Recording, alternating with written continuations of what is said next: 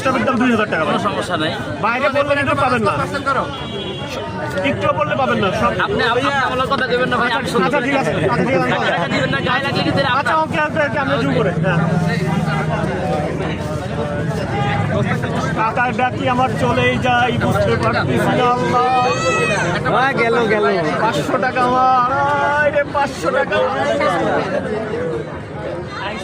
ভাই পড়ছে নাকি 1 ফোঁটা? 500 টাকা ভাই পড়ছে নাকি 1 ফোঁটা?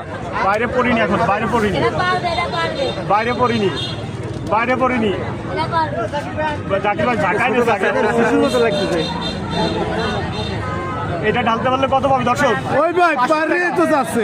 এটা ঢালতে পারলে 500 টাকা। ও আর সামান্য একটু হইছে